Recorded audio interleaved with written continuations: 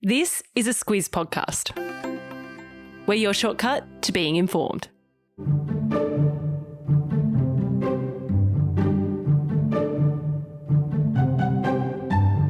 Broadcaster Alan Jones was arrested in Sydney on Monday morning after police conducted a 9-month investigation into allegations that the 83-year-old indecently assaulted and inappropriately touched a number of young men.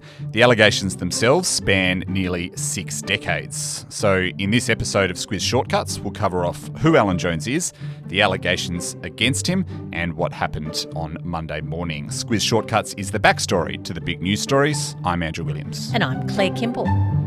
If you're in Sydney, there's a good chance you know who Alan Jones is. But if you don't, or you're from another part of the country, you'll be looking for a bit of background to give you an idea and the context on why his arrest has shot to the top of the headlines. Yeah, I don't know about you. You've got a whole background in radio, but there are plenty of people who don't live in Sydney who over the years have been very confused about why Alan Jones is such a big deal.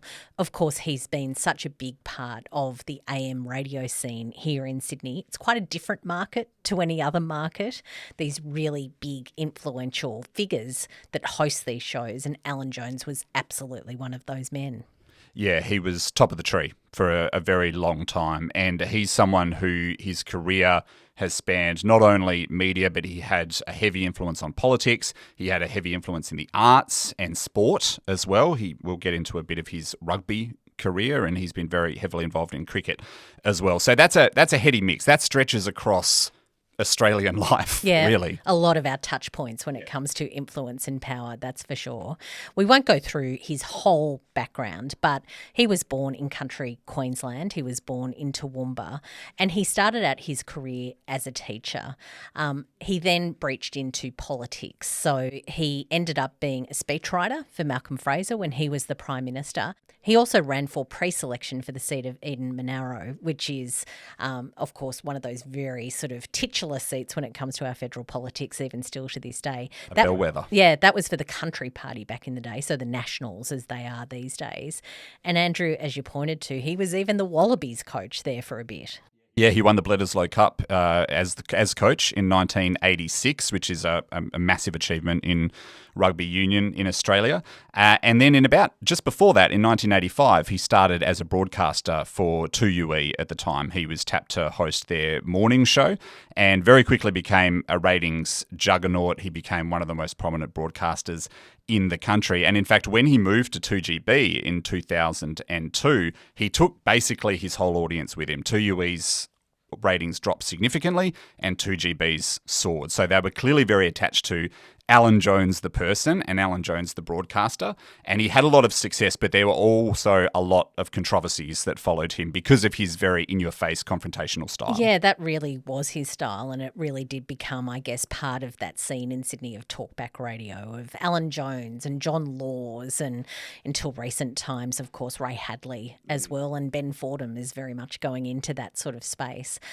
It really is a particular part of broadcasting in Sydney, and with it comes this wielding of power, particularly over politicians. So there was a lot said, of course, during the Howard government days that John Howard had forged a very close relationship with Alan Jones. He went on Jones's show almost every week to talk about the issues of the day.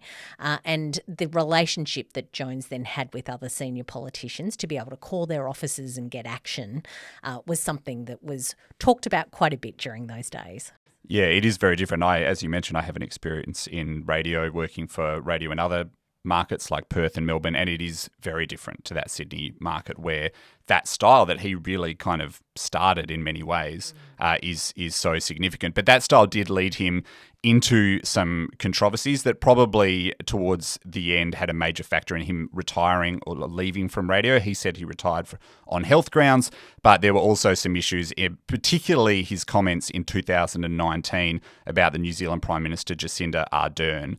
He used language, and just forewarned, this is pretty strong language. He used language around the New Zealand Prime Minister, where he said that he hoped that Prime Minister Scott Morrison should shove a sock down her throat, and he hoped Morrison gets tough here with a few backhanders. That caused an enormous backlash, particularly from advertisers. It said that Nine Radio, which were the owners of 2GB, were set to lose about $20 million in advertising, and that probably quickened his exit. Yeah, and at the time, ACMA, which is the Australian Communications and Media Authority, what they had to say is that those comments weren't in line with generally accepted community standards of decency. As you say, before that even, when it came to Prime Minister Julia Gillard back in the day in 2012, he talked about her father dying of shame. There were also things about drowning and all sorts of it was one of number, I guess, of controversial comments, as you say. His exit from 2GB in 2020 and then from Sky News, he also had a Sky News program that ended in 2021. He did go into a streaming news channel called 80HTV. It's a conservative leaning channel. It's got lots of political commentators on it. His last stream show, though, with that station aired in November 2023.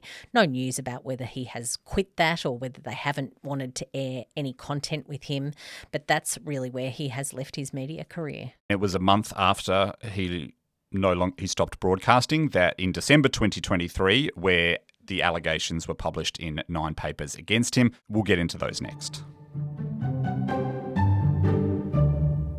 So, Claire, last year in December, the 9 papers, SMH, Sydney Morning Herald and The Age, published an investigation into several allegations of Jones' inappropriate behaviour. It was a huge story.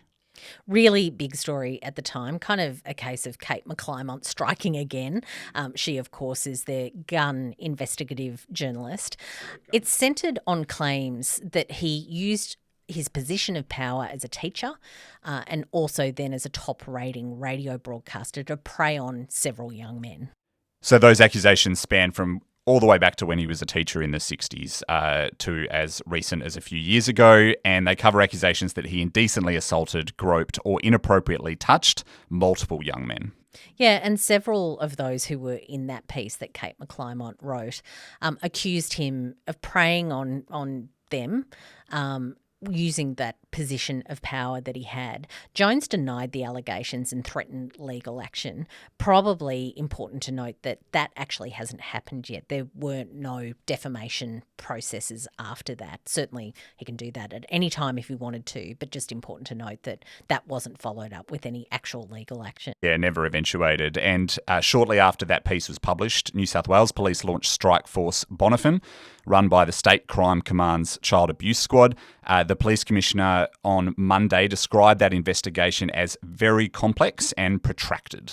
Yeah, and specifically what the police said is that they had investigated, and this is their quote, a number of alleged indecent assaults and sexual touching incidents between 2001 and 2019. So even though the McClymont piece had covered many decades, the bit that the police were looking at was around a 20-year range. Yeah, the more recent of the allegations. And for his part, Jones has denied them. As we said, his legal team last year said that the suggestion he was involved in any alleged assaults were, and this is their quote, scandalous, grossly offensive and seriously defamatory of him. Yeah, and of course, as we mentioned, he didn't take legal action in the past. As for what's next, we're not quite sure about where this does go. No doubt the whole policing and legal system kicks in around how these charges actually go forward when court dates are set.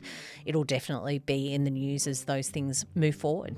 And would recommend, if you are interested in learning more, getting into more details of it, read that piece from Kate McClymont. It's an extensive piece from December 2023. You can find it on the Sydney Morning Herald and The Age websites. I'll add a link in the show notes. And that is our shortcut on Alan Jones. Until next time.